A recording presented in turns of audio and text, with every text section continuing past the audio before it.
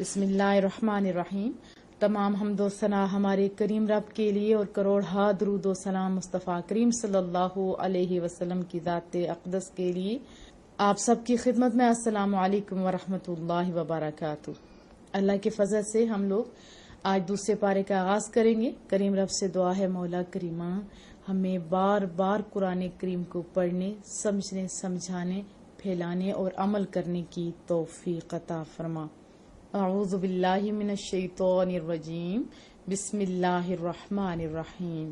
سیقول، اب کہیں گے، یعنی ان قریب، یہ آنے والے وقت کی رب ذوالجلال یعنی غیب کی خبر دے رہا ہے کہ اب کہیں گے کون؟ سفہا، اب کہیں گے بے وقوف لوگ، من الناس سے لوگوں میں سے جو بے وقوف لوگ ہیں وہ اب یہ کہیں گے ما ولاہم، کس چیز نے پھیر دیا ان کو، یعنی ان مسلمانوں کو، عن قبلتہم التی، اس اپنے قبلہ سے جس سے کانو وہ تھے علیہا، یعنی جس پر وہ پہلے تھے، اس قبلے سے کس نے ان کو پھیر دیا یا کس چیز نے پھیر دیا۔ ایک دفعہ پھر سنیے، اب کہیں گے بے وقوف لوگ کہ کس چیز نے پھیر دیا ان مسلمانوں کو اپنے قبلہ سے جس پر وہ اب تک تھے۔ اس آیت مبارکہ کا شان نزول، ایک تو یہ غیبی خبر ہے، یعنی آنے والے وقت کی خبر کریم رب دے رہا ہے۔ مصطفیٰ کریم صلی اللہ علیہ وسلم جب مکہ مکرمہ سے ہجرت کر کے مدینہ طیبہ تشریف لائے تو بیت المقدس کی طرف جو اہل کتاب کا قبلہ تھا رخ کر کے نماز ادا فرماتے دیکھا، اور 16-17 ماہ اسی پر عمل رہا۔ لیکن مصطفیٰ کریم صلی اللہ علیہ وسلم کی دلی آرزو یہی تھی کہ کعبہ جس سے ان کے جد امجد نے حضرت خلیل علیہ السلام نے تعمیر کیا، امت مسلمہ کا قبلہ بنایا جائے۔ تو اللہ تعالیٰ نے اپنے محبوب صلی اللہ علیہ وسلم کی آرزو کو پورا کرنے سے پہلے دیکھیے معترضین کے اعتراضات کا ذکر فرماتے ہیں تاکہ جب اعتراضات کی بوچھاڑ ہو تو مسلمان کسی تذبذب کا شکار نہ ہو جائیں، بلکہ تمام جیسے وہ بات کریں قیل و قال سے بے نیاز ہو جائیں اور نہایت ہی اطمینان سے اپنے مالک کے فرمان کی تعمیل کریں۔ پہلے کیا بتا دیا کہ قبلے کی تبدیلی پر اعتراض صرف سطحی قسم کے لوگ ہی کریں گے۔ کون سے لوگ؟ جن کی عقل تھوڑی کم ہے، یعنی اپنے کم عقلی کی وجہ سے وہ یہ خیال کر بیٹھیں گے کہ بیت المقدس کی سمت میں کوئی ذاتی خصوصیت ہے شاید جس کی وجہ سے اسے قبلہ بنایا گیا تھا، اور وہ خصوصیت اب بدل گئی، اب اس کو بنایا جا رہا ہے۔ اور بعض یہ کہیں گے کہ روز انہوں نے اپنی سمت عبادت کی تبدیل کی ہوئی ہوتی ہے، کیونکہ جب پروپیگنڈا ہوتا ہے تو اس میں بے وقوف لوگ تو زیادہ پھیلاتے ہیں، اور جو ایسے فتنہ باز لوگ ہوتے ہیں وہ ایسی باتیں کرتے ہیں کہ بندوں کی عقلیں دنگ رہ جاتی ہیں، اور جو چھوٹے کمزور ایمان والے یا کمزور لوگ ہوتے ہیں وہ ان کی باتوں میں آ جاتے ہیں۔ آپ دیکھیے اللہ کا علم، دیکھیے اللہ کو پتا تھا نا کہ ایسا پروپیگنڈا ہوگا۔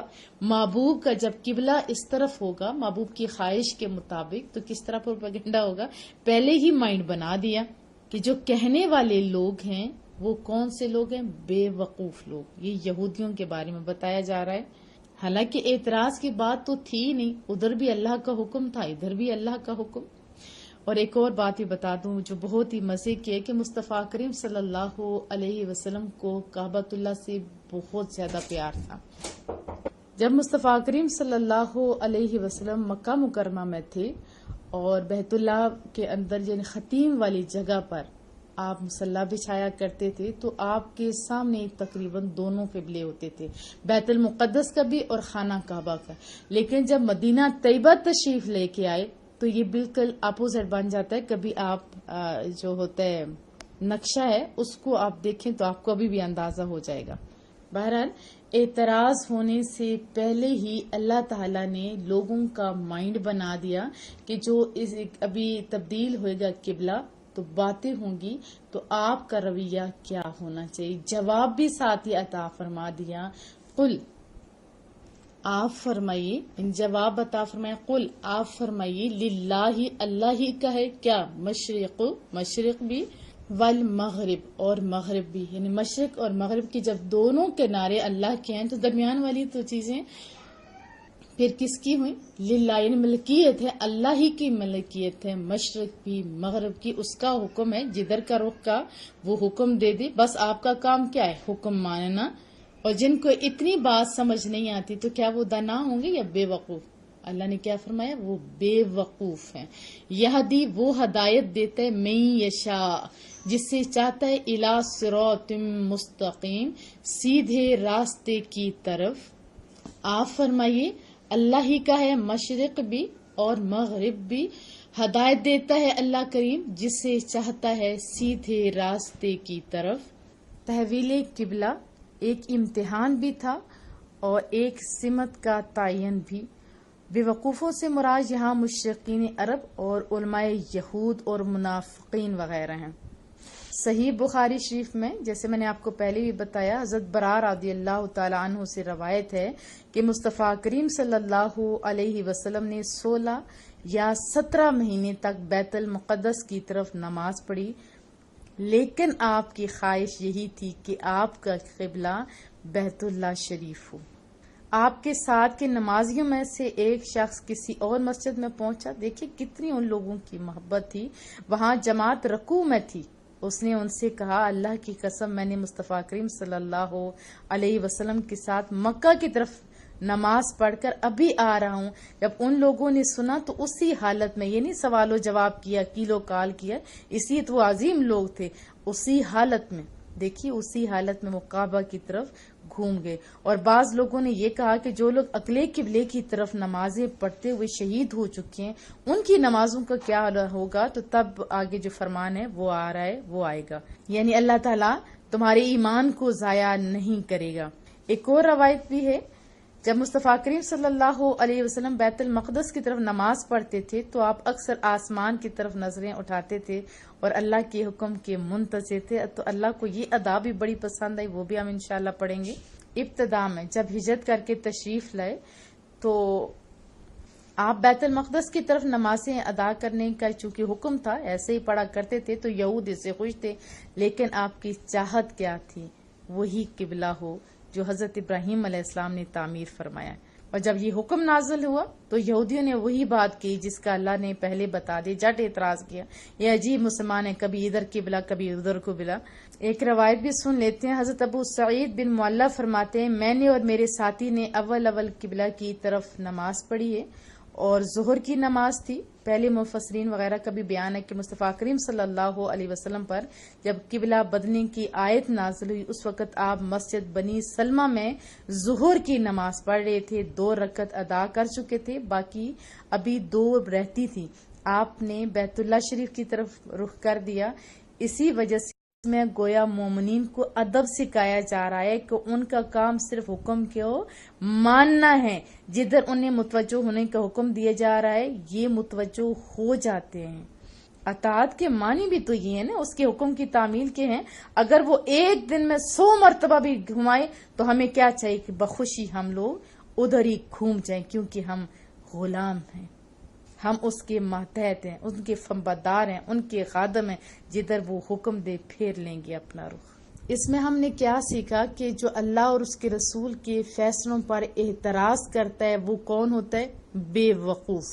تو ہمیں کیا چاہیے؟ جو اللہ اور اس کے رسول کا حکم ہے اس کو مان لے، یہ نہیں کہ اس پہ ہمارا دماغ چلتا ہے، وہ ہمیں صحیح لگتا ہے تو ہم مان لیں، جو نہیں لگتا اس کو چھوڑتے نہیں۔ ہمیں کیا چاہیے کہ ہم بس مان لیں۔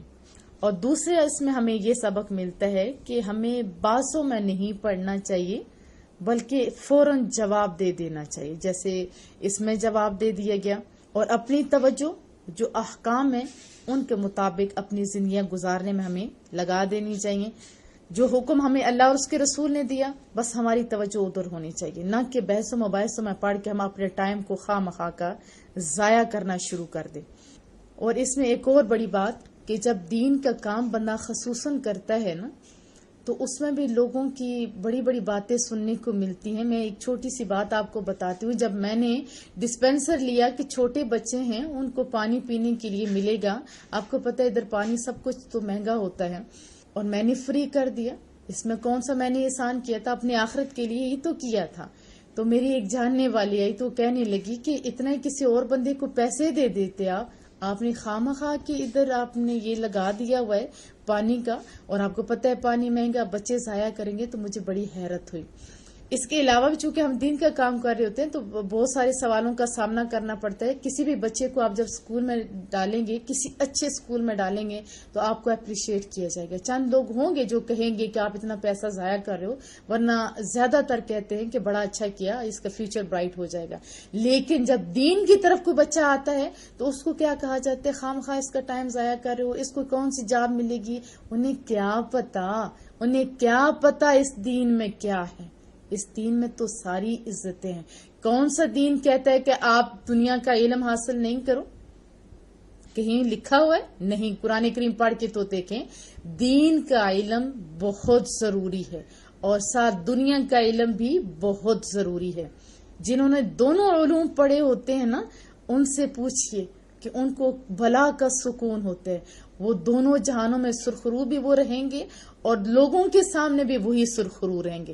اگر دنیا کے بندے کے پاس آپ جاتے، اس سے پوچھے تو اسے کہ نماز کا ترجمہ سناؤ، تو وہ شرم سے سر جھکا لے گا۔ مانا وہ بظاہر ایم اے ہوگا، لیکن کیا ہوگا؟ اس سے کچھ نہ آتا ہوگا، وہ شرم کے مارے سر جھکا لے گا۔ اور اسی طرح میں خود یہ بات کہتی ہوں کہ خالی دین کا علم نہیں، کیونکہ خالی دین کا علم حاصل کرنے والے لوگ خواہ مخواہ شرمندہ سے رہتے ہیں، تو دونوں علوم حاصل کرنے چاہیے۔ لیکن جو دین کا علم حاصل کر رہے ہیں، ان کے پاس علم دوسرے لوگوں کی نسبت زیادہ ہوتا ہے، یہ میں آپ کو گارنٹی سے بتا سکتی ہوں۔ تو جو دین کا علم حاصل کریں، انہیں اس بات پہ اللہ کا شکر ادا کرنا چاہیے کہ ان کے پاس بہت بڑی دولت ہے، اور الحمدللہ جو لوگ علم حاصل کر رہے ہیں انہیں اس پہ بلا کا سکون بھی ہے، انہیں خوشی بھی ہے، انہیں اطمینان بھی ہے کہ وہ رب کا کلام پڑھیں۔ کبھی قرآن کریم کا ترجمہ سنتے ہوئے آپ غور کریں، آپ کے من کے اندر ٹھنڈ نہیں پڑ جاتی؟ آپ کو بلا کا اطمینان نہیں مل جاتا ہے؟ ہاں ملتا ہے۔ ہمیں لگتا ہے ہمارا رب ہم سے باتیں کر رہے ہیں، ہم اپنے رب کی باتیں سن رہے ہیں، ایسا لگتا ہے نا؟ اسی طرح جو بہت زیادہ عبادات کرتے ہیں، ان کے بارے میں بہت سارے لوگ باتیں کرتے ہیں کہ اپنا ٹائم ادھر کیوں لگا رہے ہو، یہ کیوں کر رہے ہو؟ بہتر ہے کہ آپ لوگ کوئی جاب کر لو۔ تو آپ جب یہ باتیں سنتے ہیں نا، تو مجھے یہ یقین ہے کہ آپ کو توجہ دینی نہیں چاہیے، اور نہیں بھی دیتے ہوں گے۔ ہم توجہ کس کو دیتے ہیں، اہمیت کس کو دیتے ہیں؟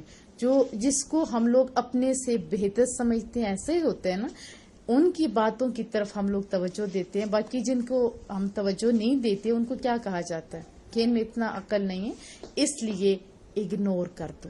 تو اس آیت میں بھی ہمیں اللہ تعالیٰ اگنور کا درس دے رہا ہے۔ تو ہمیں کیا چاہیے کہ پروپیگنڈوں کی طرف توجہ نہیں دیں، ان کو اگنور کر دیں، اور اپنی زندگیوں میں بہتری اور بہترین کی طرف لے جانے کے لیے کوشش شروع کر دیں۔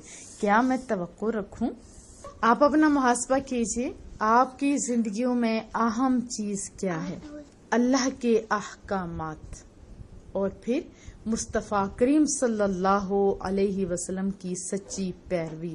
ابھی کچھ ایسے بھی ہیں احمق لوگ جو یہ کہتے کہ خالی قرآن کریم کی طرف توجہ دو اور سنت کی طرف نہیں۔ تو یہاں یہ بھی ایک بڑا امتحان ہے۔ یہاں یہ بھی بتایا جا رہا ہے کہ اطاعت مصطفیٰ کے بغیر آپ کا دین کیسے صحیح ہو سکتا ہے، آپ کیسے سیدھے رستے پہ ہو سکتے ہیں۔ دیکھیں تو صحابہ کرام اجمعین کی طرف کہ رخ بدلا تو فوراً نماز کی حالت میں ہی بغیر دلیل مانگے، بغیر کچھ کیے، فوراً ہی ادھر ہی رخ کر لیا۔ اور ضمناً ساتھ یہ بھی بتا دوں کہ رسول اللہ صلی اللہ علیہ وسلم کی سچی محبت ہی انسان کو کامیابی کی طرف لے کے جاتی ہے۔ انبیاء کی محبت اور خصوصاً مصطفیٰ کریم صلی اللہ علیہ وسلم کی محبت کامل ایمان کی دلیل ہے، کیونکہ مصطفیٰ کریم صلی اللہ علیہ وسلم نے فرمایا کوئی اس وقت تک مومن ہو ہی نہیں سکتا جب تک میں اس کے جان مال عزت آبرو بلکہ ہر عزیز چیز سے بھی زیادہ عزیز نہیں ہو جاتا۔